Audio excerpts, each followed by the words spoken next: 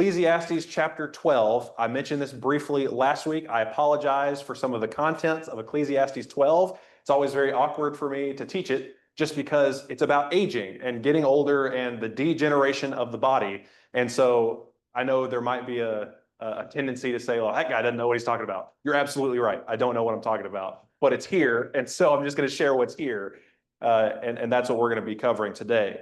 Now, at the end of Ecclesiastes 11, what we were talking about last week was talking to younger people about rejoicing during your youth at the end of chapter 11 and how within the confines of a God-filled life with God in the picture, you can enjoy your life. You can follow the things that you want to do. You can go after the desires of your heart. The impulses of your heart is actually what it says at the end of chapter 11. But we know that's not talking about unrestrained pleasure because Solomon tried that. He said that wasn't fulfilling. But within the confines of a God-filled life, you can go after the things that you want to do and enjoy your life. And that was a huge thing at the end of chapter 11. And it seems like he's going to continue that at the beginning of chapter 12. So in chapter 12, let's read verse 1, and then we're going to read down to verse 8 after that. But verse 1 sort of continues the thought and then transitions into aging. So chapter 12, verse 1 says, "Remember also your Creator in the days of your youth, before the evil days come and the years draw near when you will say, I have no delight in them." So right at the end of chapter 11, God's in the picture. You can enjoy your life, live your life to the fullest. And in chapter 12, verse 1, he says, "Remember your Creator in the days of your youth," because there are days that are coming. In my translation, it says evil days. Does anybody else have a different translation there other than evil days? Troublesome, difficult? Yeah, absolutely. And I think that's the idea. I think the word evil can carry a different connotation with it to say they're evil days. Well, it's not that they're evil, it's that they're difficult, it's that they're troublesome. And that's when the years draw near when you say, I have no delight in them. And I believe he's talking about aging and some of the things that happen as you age and the degeneration of the body that just happens as we get older. One of the things, I'm trying to remember who said this to me, and right now I can't remember who it was. I wrote it down and didn't write down who said it. Somebody told me that the first thing they say in the morning is ow. And this is an older person. And they said maybe the sheets were a little bit tighter on the bed last night. You know, just little things like that actually make a big difference. And I just thought that was pretty funny. But this whole section that we're going to read about aging and the degeneration of the body really reminds me of 2 Samuel 19. Do you remember Barzillai? Or some people say Barzillai, or however you pronounce that name. He was somebody that helped David, King David, after Absalom had sort of taken the throne and slept with the concubines and all that stuff. Barzillai was 80 years old at that time. And after he helps David, back in, let me see what this reference is, 2 Samuel 19, 31 through 39, if you want to glance over there. But after he helps David to reclaim the kingdom and everything is restored, David essentially tells Barzillai, hey, you know, for all you've done for me, I would love for you to come to Jerusalem and come live with me, and I'll take care of you for the rest of your days. But he essentially says, I can't taste what I can eat. I can't taste what I'm drinking. I can't hear anything. I can't hear singing. And I don't want to be an added burden to you. And so Barzillai sort of goes back to his home where he lives out the rest of his days. And assumedly, he dies peacefully. We don't really know. But that's sort of what I get this image of when we're going to read these verses. Because he says the years draw near in verse 1 when you'll say, I have no delight in them. It's not that nothing good can happen. It's just the physical degeneration of the body is unpleasant. It just is. And so as we read through some of these things, you know, I think there's a lot that's going to stand out to us. Any thoughts or comments before we start getting into the nitty gritty of degeneration? Yes, sir. And one more verse, 1932, which basically says honor the elders. Mm-hmm. And so as we read these texts, think about, maybe we're at that age, maybe we know others that are older than us that are dealing with these things, and yet they're here. You got a smiling face on. I will encourage them. They encourage me, you know what I mean? Mm-hmm. It's just tremendous encouragement from at this time of life to see people fail for Christmas. And in spite of the difficulties they may face, they're still serving others. You know, they're looking for, they know what's going to happen eventually, right? Mm-hmm. But they also know they're for their kids. And how much more encouragement can we have so I can see them? Yeah, amen. Stand up in the presence of the aged. And there's honor in that. In Proverbs, it says that the gray hair or the white hair, I can't remember if it's gray or white, but the gray hair or the white hair of the elders it's a crown. And it's a crown of wisdom, it's a crown of glory, it's something worth honoring. And I saw that joke, so that's really funny. I appreciate that. She was pointing out Charlie's gray hair. Anyway, it's really funny. But it's worth honoring. So I really appreciate that. Yes, sir. I think these two sections are very closely linked together. He's telling people to enjoy their life in the sight of God while they have the opportunity, because they're not always going to have the opportunity. Mm-hmm. So don't waste your good youth doing something worthless, evil. Mm-hmm. He said, "But he's like a lion." Mm-hmm. So because there's going to come a time when you're not going to be free to do this. Mm-hmm. Yeah, so Dan was just saying it's linked. They're not separate sections that he's talking to younger people and then complete cut off to older people. He's saying younger people, while you have the ability, the capability, enjoy your life and do good things, because there's going to come a time in your life where you can't. So yeah, they're absolutely linked together. They're not separate sections at all. Anything else before we dive into some of these? Okay. I really appreciate what Charlie said, because I think there is a certain danger in reading these and saying, oh, look how frail older people are. And that's not at all what the writer of Ecclesiastes is saying at all. And I didn't have anything like that included. So that's very, very wise to include that. Now, what's interesting about a lot of these pictures, and this was fascinating to me, I'm a super nerd about this stuff, but there are several pieces of ancient literature that use the same figures of speech to talk about the aging process. And so there are several of these that we can say with a certain level of certainty, okay, this is what they're talking about. But then there are other ones that are more ambiguous that aren't in any other ancient literature. And so we can just say, well, in this section, maybe he's talking about these different things. So let's read verse 2. Let's reread verse 1, but read down to verse 8, please. Remember also your Creator in the days of your youth, before the evil days come, and the years draw near when you will say, I have no delight in them. Before the sun and the light, the moon and the stars are darkened, and the clouds return after the rain. In the day that the watchmen of the house tremble, and mighty men stoop, the grinding ones stand idle because they are few, and those who look through windows grow dim. And the doors on the street are shut, as the sound of the grinding mill is low. And one will arise at the sound of the bird, and all the daughters of song will sing softly.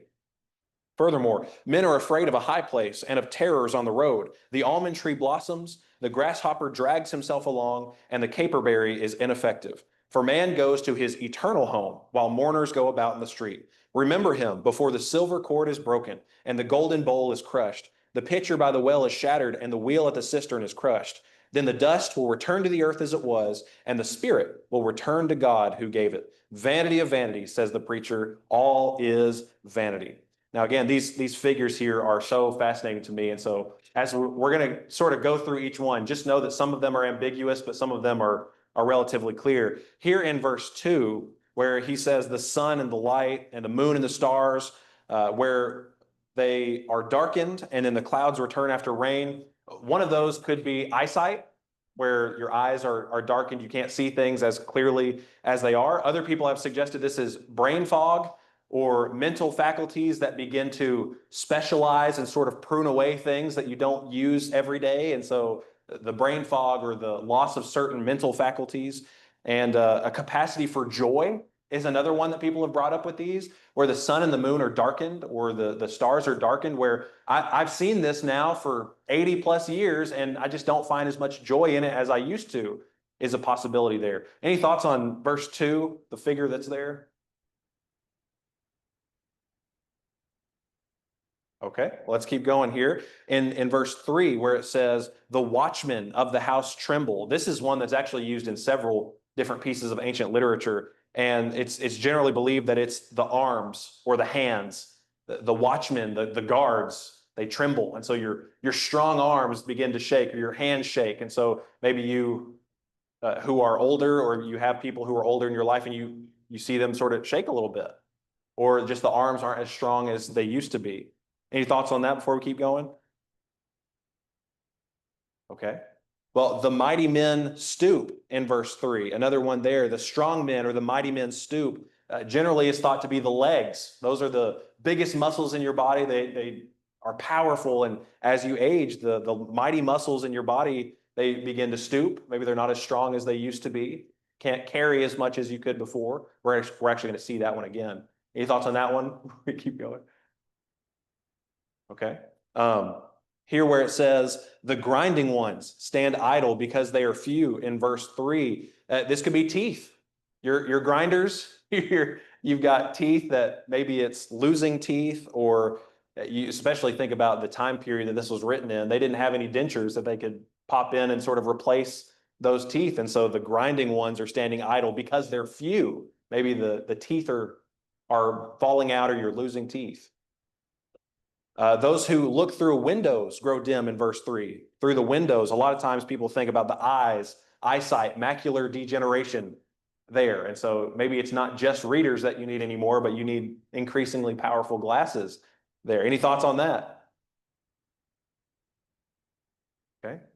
Let's see, verse 4. This is an interesting one because this one is pretty ambiguous, and there aren't many, actually, now that I'm thinking about it, I don't think there's any related figures in any ancient literature other than here that we know about anyway. The doors on the street are shut as the sound of the grinding mill is low. Where it says the doors of the street are shut, maybe that means there's more limited access to things in the world. Maybe things that you could do before, those doors are shut to you, as there's other people who are grinding at the mill, but you're not able to do that anymore. So maybe access to different things in the world is limited compared to what it used to be before. Just can't do some of the things that you could before. But on top of that, the sound of the grinding mill is low. That one is talking about hearing. If your hearing goes away, a grinding mill could be pretty loud, but if the grinding mill is low, then you just can't hear it as well.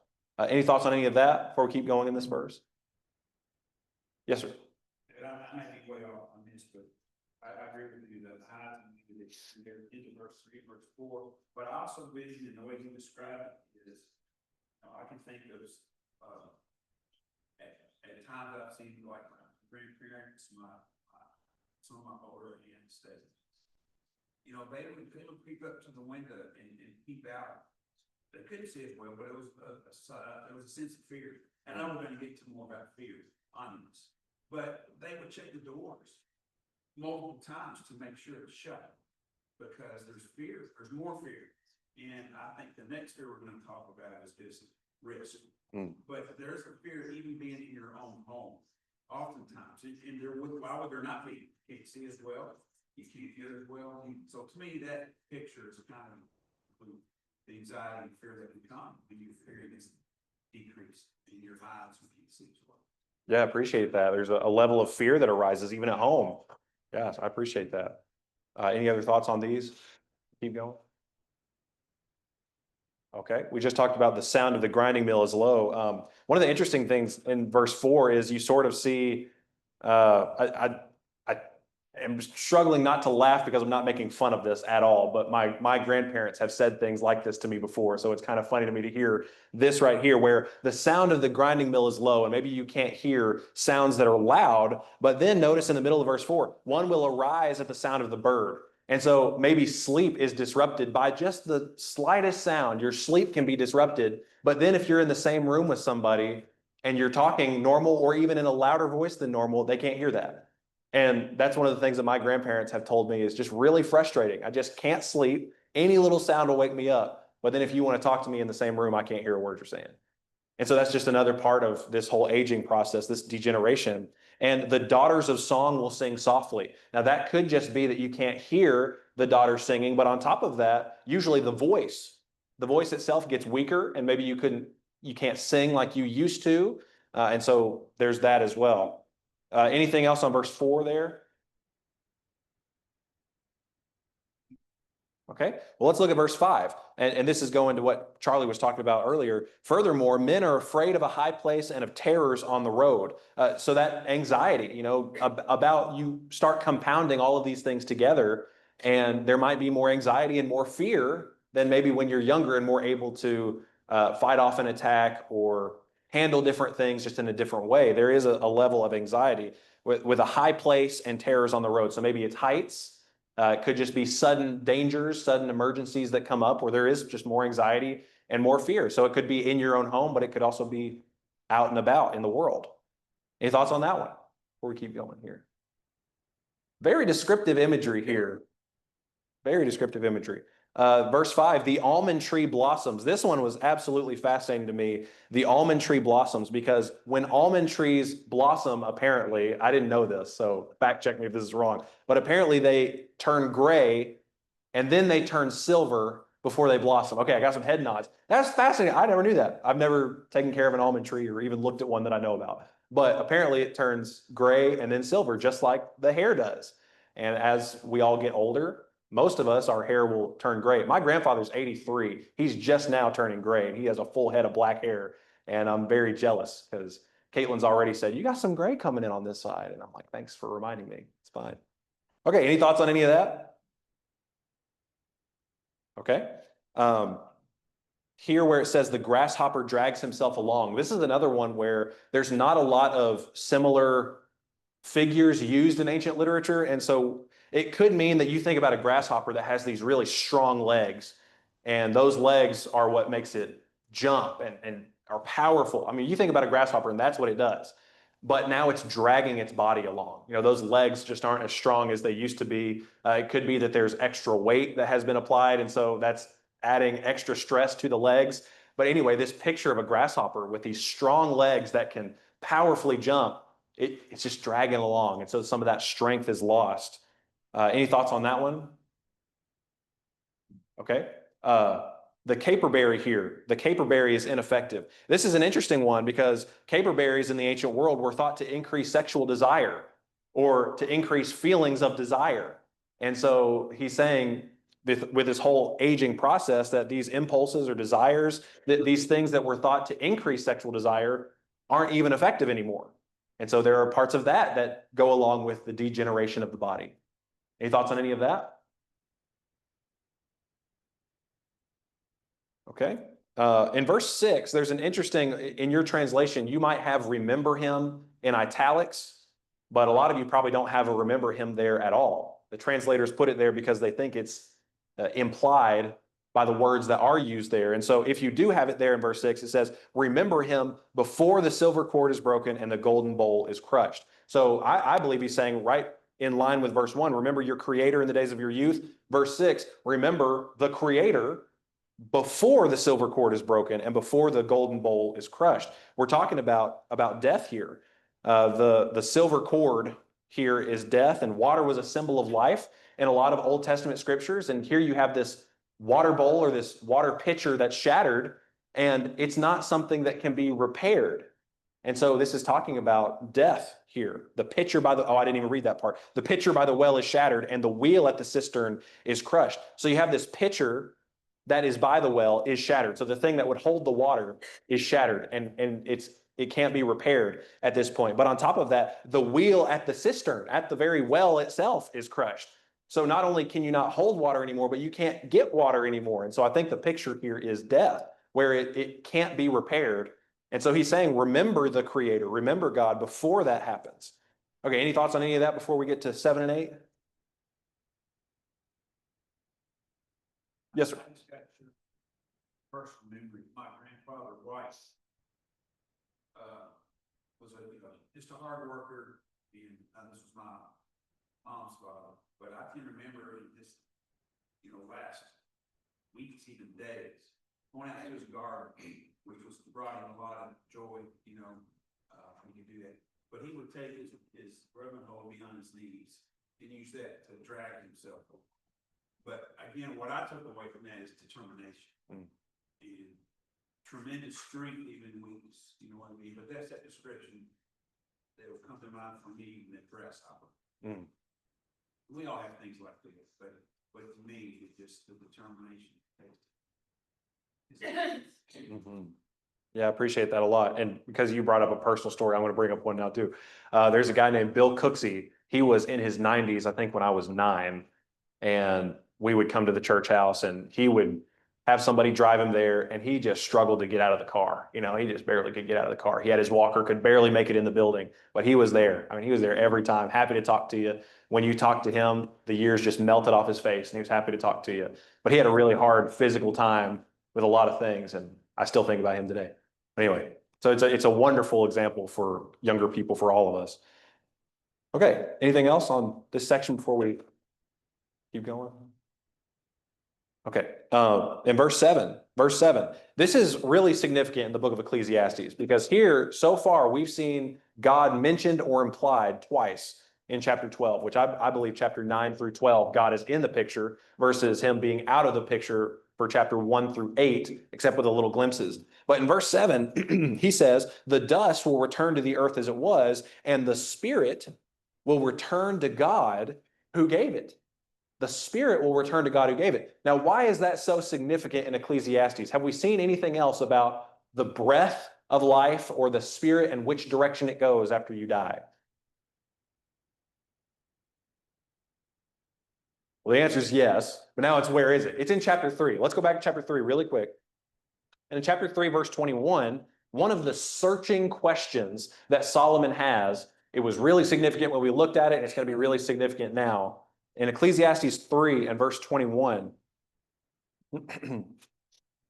this is right after he says, it doesn't matter if you're a righteous man, it doesn't matter if you're a wicked man, it doesn't matter if you've done every good thing in your life or every bad thing in life, you're just going to die like everybody else. And you're going to die just like the beasts of the field. So are we better than animals? Is sort of the question that he's asking. And so down in verse 21, he says, who knows? Who knows that the breath of man ascends upward and the breath of the beast descends downward to the earth? At that point, it was a question for him. He's like, who knows? If this is all that there is, who knows? But then we get to chapter 12 and verse 7, he says, the dust is going to return to the earth as it was, and the spirit will return to God who gave it. So now we're in this section where in chapter 9, verse 1, he says that all of the activities of man are in the hand of God, and you can't separate life under the sun without God versus life under the sun with God because it's all in his hand. And so this is a really big difference from what we've seen back in chapter 3. There he was saying, who knows if it's, you're just going to die like an animal and you go to the same place. There's nothing after this. So who knows if that's the case? But here he says, for sure, the dust will return to the earth as it was, and the spirit will return to God who gave it. And so it's a reverse of Genesis. Do you notice that? So in Genesis, man is made out of the dust of the ground, and then God breathes life into him. Here where it says spirit, does anybody have a different word other than spirit or a little footnote? Breath, yes. So God creates man out of dust of the ground and breathes life into him. And here Solomon says the dust is going to return to the earth as it was, and the breath that God gave is going to return to the God who gave it. So that's a really significant thing that he's saying here. He says that there is more than just this physical universe. There absolutely is. But I believe verse 8, he's saying, if that's it, if this physical universe is all that there is, and the degeneration of the body that happens as you age, and the things that happen as you get older that are inevitable at some point, he says, verse 8, vanity of vanity, says the preacher, all is vanity. It's futility, it's useless, it's fleeting. If this physical life is all there is, and all you're going to do is just age and die, and that's it, it's pointless. It's vanity, it's uselessness. Are there any thoughts on any of that? Before we keep going? Yeah, a little bit. Where we see that language is Genesis 3:19. That's dust, you came dust. That's the first time that man, that Adam, they have actually ever thought of him dying, they have been on. Because he had access to the truth of life.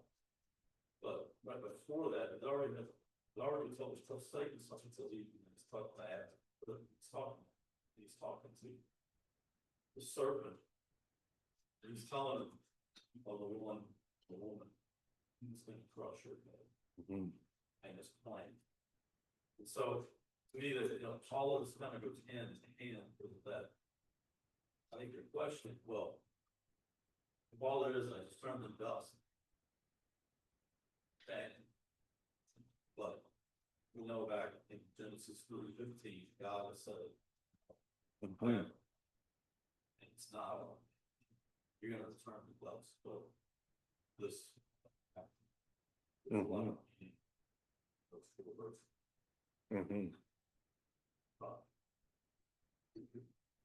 Yeah, absolutely. Brett was just talking about in Genesis 3, I think it's 15 through 22 are the curses that God gives to the different individuals and mankind as a whole there. And that's really the first time where God says, from dust you came and dust you're going to return. He said you'll die, but maybe that was the first time that he really, oh man, this is real now because we ate from this fruit. And that was the first time. And so where it might look like that's the end, that comes after verse 15, where God said the seed of woman will crush the head of the seed of Satan. And so death is not it. It's not just returning to dust and that's it. And I also think that's the point of Ecclesiastes 12 here, because God is mentioned 3 times in the section that we've seen. And so I think he's saying with God in the picture, death is not it. It's not just aging and then you die, but there's something more after that. But if it was just this, then it would be vanity and uselessness, but it's not.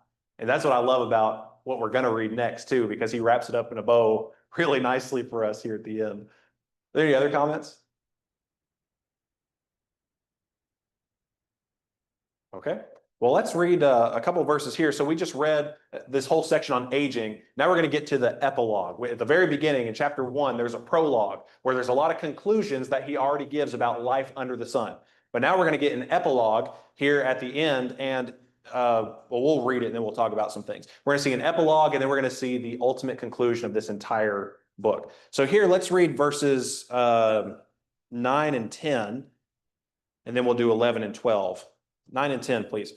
In addition to being a wise man, the preacher also taught the people knowledge, and he pondered, searched out, and arranged many proverbs. The preacher sought to find delightful words and to write the words of truth correctly. Now, this is fascinating because I believe we're still talking about Solomon here, but if you just read this, because we talked about who the preacher was all the way back in our very first class, but it seems like Solomon has either passed away here or that Solomon is not the one who's physically writing these words down. Again, you can go back to the very first lesson. It could be that he was writing in the third person, but a lot of people believe that especially after this section that Solomon had passed away at this point. Whether it is or not, we're still talking about the wisdom of Solomon, I believe, because he says Solomon weighed and he pondered, he searched out, and he arranged many proverbs. Most of the proverbs that we have in the book of Proverbs are written by Solomon, and they're detailed and cover just the whole swath of human existence in the book of Proverbs. But he spent a lot of time carefully articulating and searching things out and organizing them in a very thought out fashion. It wasn't just spur of the moment. I think I'm going to write this down. It was very thought out. It was searched. It was pondered. It was weighed. That's actually one of the literal meanings of the word here is it was weighed, and he arranged these proverbs. And so in verse 10, I think this is so important, especially as we think about the book of Ecclesiastes, as we think about Proverbs. It says the preacher sought to find delightful words and to write words of truth correctly. I love this because I think there is a balance here that is so important. They are delightful words. And immediately after reading Ecclesiastes, you might think, these are some of the most not delightful words I've ever read in my life. That everything's useless and you're just going to die and none of this stuff matters. That's pretty hard to hear. I think because he's leaning on the second half of this statement. They're not just delightful, but he's writing the words of truth correctly. You know, we can be so concerned with saying the delightful things that we don't speak the truth, and there's a huge danger in that, isn't there? And so here Solomon is just seeking, arranging, weighing out, what do I include here? Because I need to write the words of truth correctly. It's the reality of life under the sun without God and the reality of life under the sun with God. And some of that is rough. The whole swath of human existence, it can be very rough. It's very much the is versus ought sort of thing. Well, this is the way that things ought to be. People ought to act this way, and the world ought to be like this. Okay, but that's not what it is. That's not what it is like. That's not the way that we experience life under the sun. And so in all of his arranging and searching and weighing and writing these proverbs and these words, some of them are very delightful. Like there are very good things here, but it's also the reality. I think that's really important. Any thoughts on those verses? Okay. Well, let's do 11 and 12, please. 11 and 12, still continuing this epilogue here. Verse 11, the words of wise men are like goads, and masters of these collections are like well-driven nails. They are given by one shepherd. Interesting. But beyond this, my son, be warned, the writing of many books is endless, and excessive devotion to books is wearying to the body. So here in verses 11 and 12, the words of the wise words are like goads. I'm trying to think of the reference now that I'm thinking about it. It's you're kicking against the goads, or it's easy for you to kick against the goads. How does that go? It's difficult for you to kick against the goads. Something like that. It's a New Testament reference. That's Saul. But how exactly does that say? I can't remember how it's said now. It's easy for you to kick against the goads. Whatever it is. It's not easy to kick against the goads. And why would it not be easy to kick against the goads? Because it hurts and it's guiding you in the right direction. And that's sort of what Solomon is saying here. The words of the wise guide you in the right direction, whether it's pleasant and delightful or if it hurts. And a lot of Ecclesiastes hurts. I mean, some of it really hurts. And it's still wisdom and it still guides you in the right direction. And I love the middle of verse 11. This is one of my favorite analogies. Actually, there's I can't remember where it is, but there's a publication or a bulletin article, and the title of it is Well-Driven Nails. He says, masters of these collections are like well-driven nails. They're given by one shepherd. So wisdom is, if you master these collections of wise sayings, he says, you're going to be like a well-driven nail. You know, you drive that nail in and there's no claw on a hammer that's going to get that thing out. It is firmly planted. It is rooted in whatever it is. It's not going anywhere. And so then the imagery here is that you're firmly rooted with moral and intellectual stability. These wise words that might hurt sometimes, if you become a master of these wise words, then you're firmly planted. You're secure and you're not going anywhere. And they're given by, the end of verse 11, one shepherd. Now that's a fascinating thing. One shepherd. Who do we believe wrote Ecclesiastes? I just said the answer. Solomon. Solomon wrote it. Who's Solomon's dad? It's David. And if David were to say something about one shepherd, who would that one shepherd be? It's God. The Lord is my shepherd, Psalm 23. It's at least 7 times in the whole book of Psalms, I believe, that David says or applies the word shepherd to God. And so for Solomon here to say that the wise sayings of wise men, of these collections of wisdom, he says they're all given by one shepherd. He's talking about God. And so now we've seen God mentioned 1, 2, 3, 4 times just in chapter 12. 4 times. And he's saying that wisdom ultimately comes from God. So in all of this searching that he's done, he's even tried earthly knowledge, earthly wisdom, earthly education. We saw that in chapter 2. And he said it wasn't fulfilling. But he does throughout the entire book of Ecclesiastes. Doesn't he say there's benefit to wisdom? He says it over and over. It just repeats over and over. And the reason for that is because wisdom ultimately comes from one shepherd. It comes from God. But it's also fascinating to me in verse 12, he says, but beyond this, beyond what? I think it's beyond the wisdom that comes from God.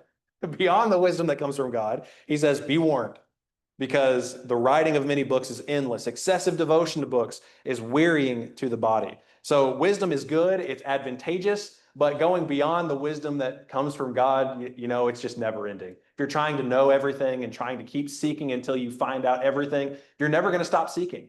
And he says it's wearisome. Devotion to books is wearying to the body. I mean, you just think about the posture. I will remind myself when I'm reading, I'm like, okay, I need to sit up. But then next thing I know, I am hunched over just into it. And it just happens. So it's like, okay, I got to do this again. And then the effect on your eyesight, I mean, a lot of the things in aging here, it goes right with it. And so he's saying wisdom that comes from God is good, and it all comes from God. But beyond that, it's wearisome. There's always going to be a new book that's written that you're going to want to read, and that's great. Go ahead and go read that book. But just know that you're never going to figure it all out. And we've seen that so many times throughout Ecclesiastes.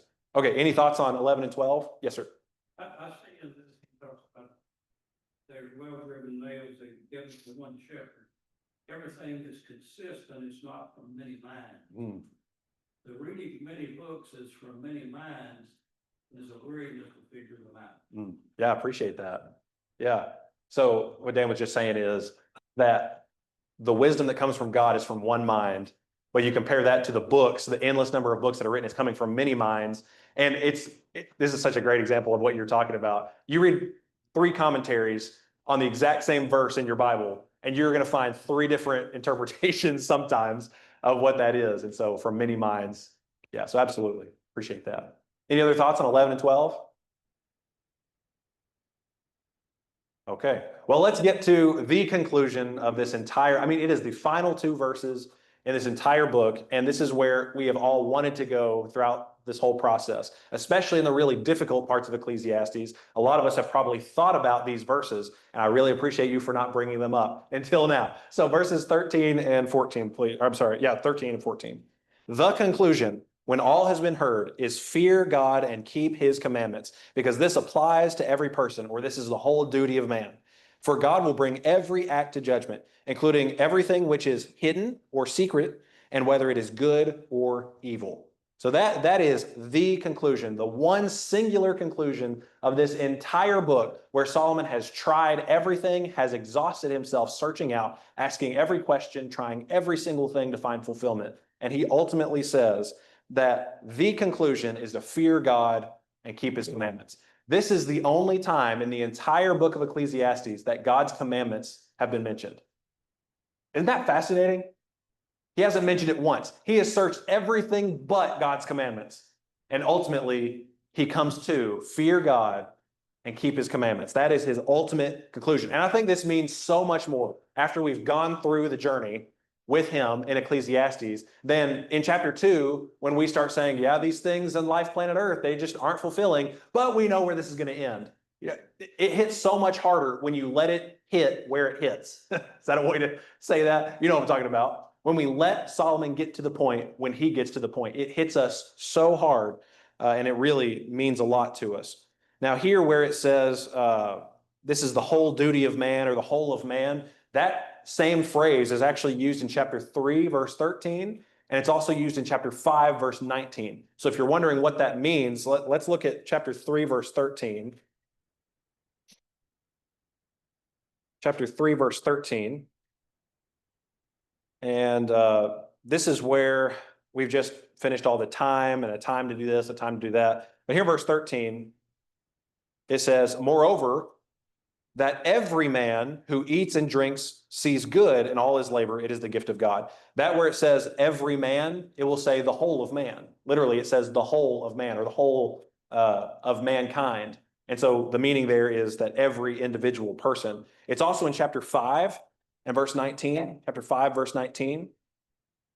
And we're going to see the same phrase, by the way, but it comes from the same word. So verse 19, furthermore, as for every man to whom God has given riches and wealth, he's also empowered him to eat from them and to receive his reward and rejoice in his labor. This is the gift of God. So as for every man, that's the whole duty of man right there, each individual. And so whether your translation says this applies to every person, or if it says the whole duty of man, the point is that each individual is being held responsible to this standard. And Solomon is saying that this is the ultimate path to fulfillment, to meaning in life, something that actually is lasting versus something that isn't lasting. And that's really important for us. So in the end, Solomon offers a life of faith with God in the picture as containing more meaning, containing fulfillment, and lasting beyond this physical existence, rather than a life without God seeking unrestrained pleasure. Okay, any thoughts or anything? Got some more wrapping up comments? Yes, sir. Is there ever a perspective or a filter to look at this as Solomon's experience and him reflecting and sharing what he thinks, but he's wrong? Or is it through the prism of everything that Solomon feels and wrote was true for him by God or inspired? So even though Solomon made a lot of mistakes, any of the men we've talked about here that were wise, that we love, we wouldn't say they were 100% right on everything possible. Mm-hmm. You know, I speak with my mom and my mother-in-law a lot. 95% of their perspective is perfect and great. Some of it I think are different, and I don't agree. So is it, when we, I guess this isn't even like how to, what to study, but how to study. When we read this, are we accepting 100% that this is Solomon's words, but specifically approved by God, that we don't look at it from any perspective as there might be something different, just this perspective, or is it actual 100%? Yeah, I love that question. And I think that's a wonderful thing that I probably should have addressed in class 1. So I think that's a wonderful question. Is verse 14. I want to conclude that it might be wrong. And the reason I say that is, I'm living my life, promise that when I'm forgiven, that a lot of my sins are wiped away. But I've heard some people, when they read verse 14, say, everything I've ever done in my life will be brought up in judgment. Because that's what verse 14 would have us believe. Your hope is that maybe Solomon didn't fully grasp the forgiveness of sin that Jesus was going to bring down the road. And so it's problematic in my mind to say that that's the way it is, because I believe that with a forgiven person, my sins are washed away. Yeah. Yeah. And so this is pre-Jesus. So going to Brett's point earlier about Genesis 3, he is very much dust is returning to dust, the spirit's returning to God. But this is pre-Jesus. And maybe he doesn't have an idea exactly how that's going to work out. But to your first question, really, I think chapter 1 through 8 is an unfiltered Solomon commentary on life under the sun. So, and we pointed out there are things that are factually wrong in chapters 1 through 8, where he's saying maybe it's this, and we compare that to the rest of the scriptures, and there's just no way. There's just no way. But then especially chapter 9 through 12, with God in the picture, it seems like, I don't want to say all just in case I'm wrong, but the vast majority is correct because it's consistent with God in the picture. And so when he's talking about God will bring every act to judgment, that's true. And so the justice is going to be served in the judgment, but then pre-Jesus, grace and mercy that Jesus applies, where what we don't deserve is given to us, is still in the picture here, because he's talking about God who is merciful and is gracious. And I think Solomon's just trying to remind us here, don't do what I've done, because God will bring everything into judgment, including the grace and mercy that he has. But he's saying, don't base it on maybe there's going to be mercy for me. It's that you are going to be held accountable for what you've done in your life. So I don't know if that answers anything. Okay. Some Solomon's points may not have been 100%. Yeah. So, because we're in the last couple seconds here, many of us in the room have been on the exact same journey that Solomon has. I mean, we probably don't want to write a book about it and say, here's all the things that I've tried, here's all the things that I've done. If I started with a piece of paper, you didn't put your name on it, we wrote down all the things that we currently struggle with, that we've struggled with in the past, and the sins that we've committed. We passed it around the room and we put it on the projector with no names on it. We would all be saying, how in the world can these people want to serve God? How can they be acceptable before God? And I do think it's a lot about God's nature and not ours. And so this whole thing is just really amazing. Life with God provides meaning. It provides fulfillment, even through those raw, rough, terrible decisions that we have made previously in our lives.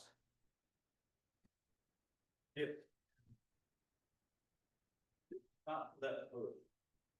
I'm going to suggest that he never writes the book. Because that's bad. Waste of time. Yeah. Appreciate that. How's that?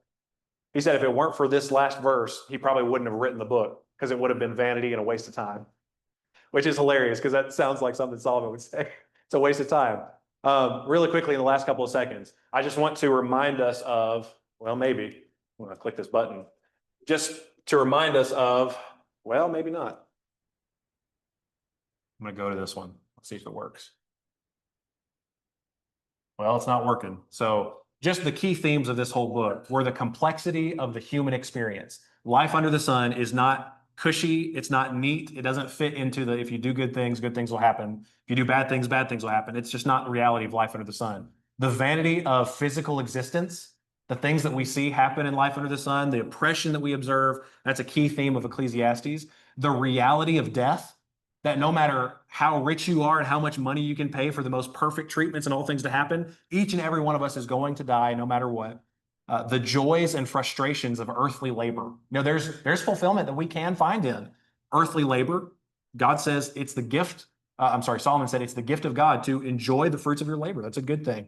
The enjoyment of God's gifts, and then the role and the fear of God that permeates through everything. I don't know why it's not coming up there, but that's okay. Any last thoughts on Ecclesiastes as a whole? We've seen what the conclusion is. Any thoughts as a whole? All right. Well, Lord willing, next week, Eddie will start Hebrews, and I appreciate your comments and thoughts throughout this whole class. It's one of my favorite books, and I hope that it wasn't vanity to you.